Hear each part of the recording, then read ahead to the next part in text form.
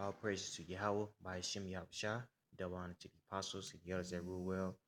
And peace and blessings to you brothers out there that's kicking his word in sincerity and truth.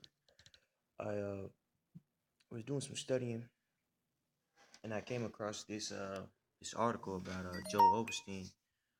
If you guys don't know who Joel Osteen is, he has a church down here in Texas, and Houston is one of the biggest churches out there. It's a mega church. And this guy Joe Osteen, he's known to be a prosperity preacher. That's somebody who really just emphasizes on prospering on this side and how the Most High wants us to live well and live happy, in this incarnation, which is off, you know, um, that's not what Yahweh Shah, who the world called Jesus Christ, came for, man. First off, he came for the elect, you know what I'm saying, of Israel, which this guy right here looks like an Edomite, and also he came for us to follow on his tutelage, you know. And within doing that, you're not gonna get everything you want on this side because he hasn't came back and ruled, man. You know what I'm saying? The true followers are waiting for Yahweh Shah to return, so righteousness could be on the planet Earth, you know, and we could rule, man. But let me get this for you, brothers, man, because I had actually Googled that concept, prosperity theology. Prosperity theology is a religious belief among some Christians who hold that financial blessing and physical well-being are always the will of the Most High for them, and that faith, positive speech, and donations to religious causes will cause one's material wealth.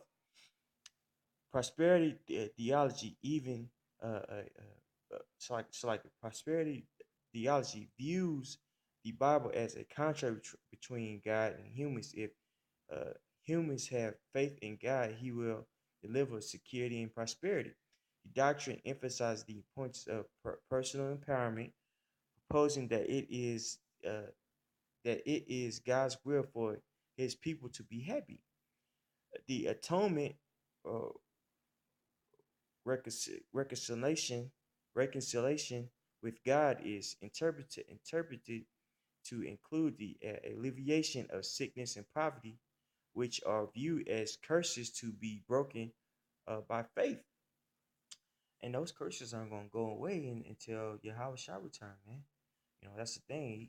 He's talking about living and being happy on this side. Well, there ain't no happiness for the true believers, man. You know what I'm saying? Why is that? Because shit, look at the plight of the world, man. It's in total chaos. So why the heck would you be happy and want to prosper? You know what I'm saying, on this side, man.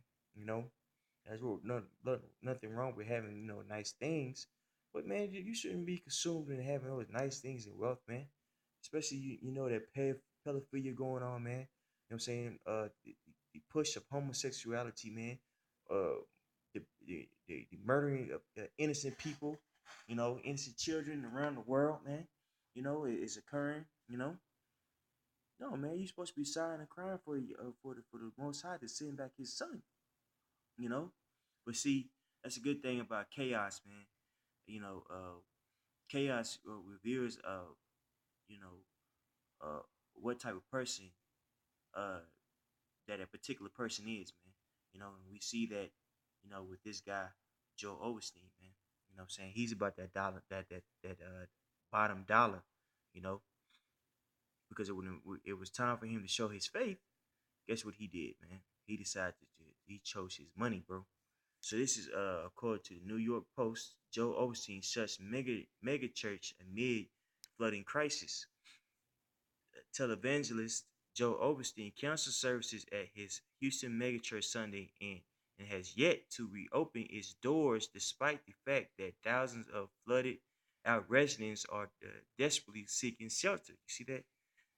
The perpetually smiling pastor told followers on Twitter on Monday to lean on their faith. Yahshua promised us peace that passes understanding, he wrote. That's peace when it doesn't doesn't make sense. He just dropped the mic and left, and then let all these people, you know, probably some of his members, his church members, man. You know what I'm saying? Just you know, thug it out basically, man, or you know, find seek shelter but not with him, man. You know, survive without their spiritual leader. You know, uh, but Osteen comforting words didn't sit well with critics who wanted to know why the doors to his 16 uh 16,800 seat arena at his Lakewood Church near downtown Houston are closed. You have taken so much money away from your people to live like a king. Entertainment publicist Danny Durrani blasted, "It's the least you could do." And then this is Charles Clymer. I guess he was the one that posted him. I guess getting Joe Osteen allowing people to come to his church. Just so happened he decided to use a faggot. Houston's Invincible USA is acquainted with Joe Osteen's Lakewood Church. They took these pics about an hour ago with commentary. Charles, this is Lakewood Church main interest. I, it's like, uh, 20 cars parked out front. There is no flooding here. Oh, I guess this dude was used to expose him. There is no flooding on the roads anywhere around the Lakewood building. 2:20 p.m. today. So you had some people that were at the church already, man, chilling. You know. Meanwhile, people are out there fighting for their life, and this guy's supposed to be so-called pastor for the people. I understand that he was saying, he was, you know, discriminating to to some people. But this guy, is Jesus freak. He supposed to love everybody and care about everybody. But when it came to him bringing in people to his nice ass facility, man, he declined, man. He didn't want any parts. He told the people, what I'm saying, hey, just pray to Jesus and you'll be all right.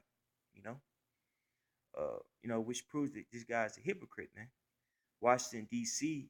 Based writer Charles Clymer tweeted pictures of Lakewood Church, which did not appear to be damaged by floods.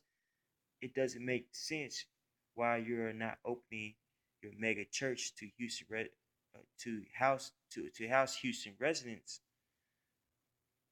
citizens. Help me understand that Jesus, according to Florida-based writer Emily Timble.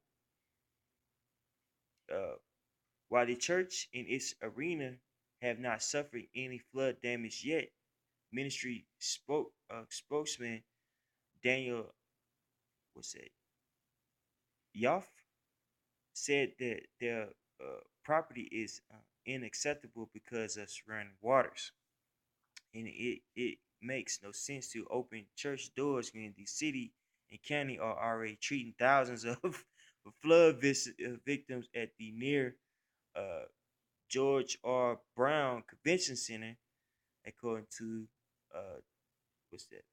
Yoff. It Leif, whatever. It has everything inside there: medicine, doctors, places to sleep. He was like, "Look, man, y'all got somewhere to go to, man. We could keep going, but as you can see, man, these guys aren't about what I'm saying, doing what they believe in, man. I'm saying, loving everybody and taking care of everybody, man. These guys, these prosperity preachers, these false prophets, man. These guys are about, what I'm saying, filling that belly, bro.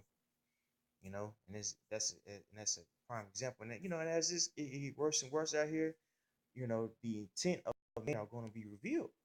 That's a small example, but you know what? We're gonna start seeing that more and more, man. You know, a brother sent out a video today but how Louis Farrakhan, he basically denounced, what I'm saying, Islam, and said that he believes in Jesus, you know. And I say Jesus, because I don't know whether or not he's alluding to Yahweh Shah, but he used that name, Jesus. So that's why I say that, Um, so yeah, we're starting to see that, man. But I want to this this particular story that I just read. It reminded me of the this precept in James 2:14. So here it goes. James 2:14. What doth it profit, my brethren, though a man say he hath faith and have not works? Can faith save him? If a brother or sister be naked and destitute of daily food, and one of you say unto them, depart in peace, be ye warm and full and filled, notwithstanding ye give them not those things which are needful to the body, what doth it profit?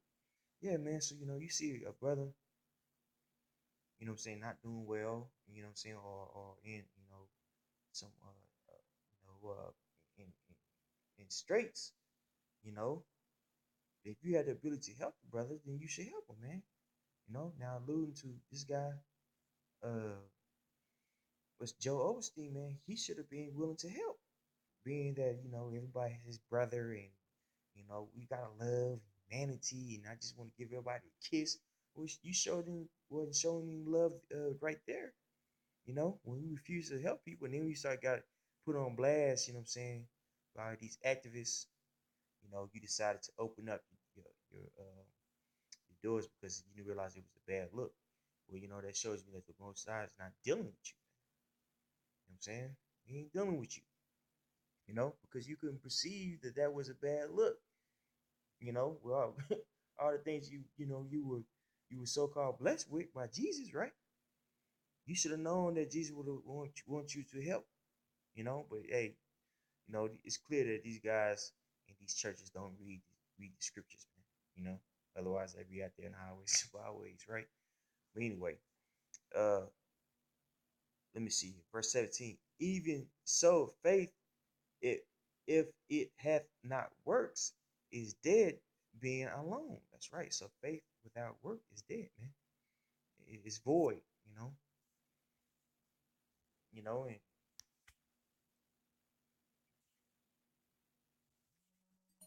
And that understanding could go many ways, man.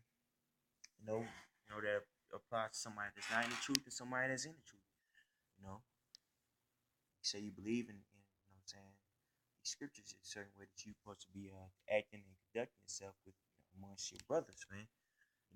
Right now we got brothers that's in straits down there in Houston, man, praying for the brothers, man. But we try to help those brothers too. And how you act in those situations, man. Is very important. You know, when brothers asked out, try your hardest to help that brother, man. You know, but not to digress too much. I want to get this in James the fifth chapter. Get out your brother's way.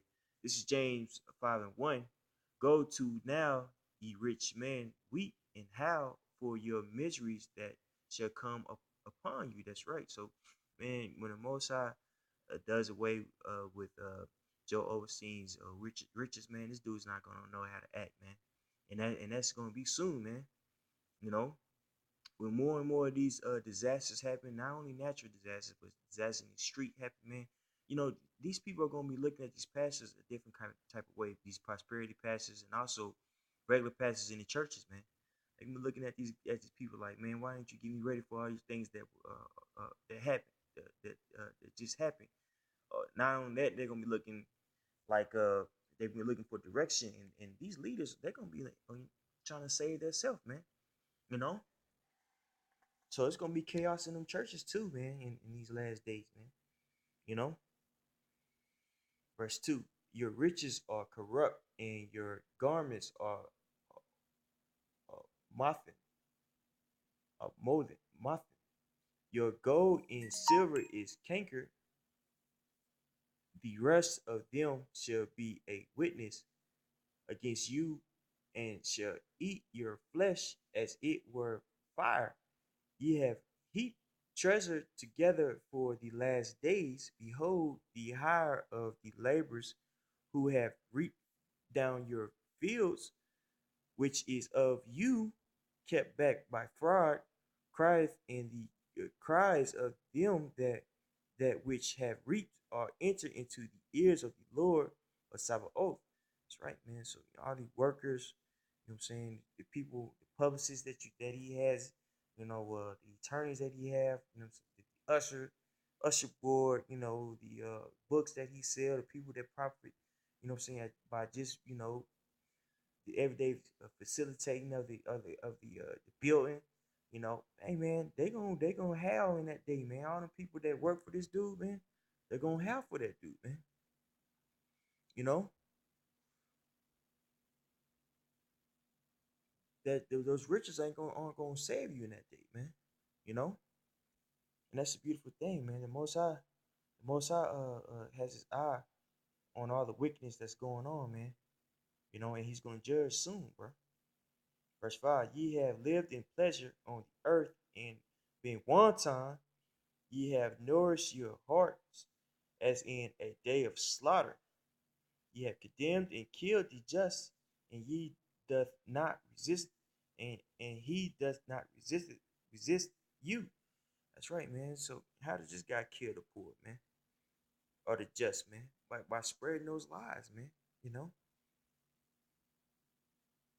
and then of course that could be twofold, but in this case, he's perpetuating what I'm saying, sin on our people, man.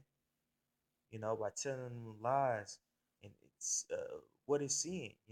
Sin is death, transgression of the law, bro. He teaches our people to break the law, man. You know? So when Most High come back, man, Most High's gonna judge, you know, all that wickedness, man. All those lies, all those vain words that you've been spewing out your mouth for years, man. And this was just a small little glimpse of what's to happen soon to you, man.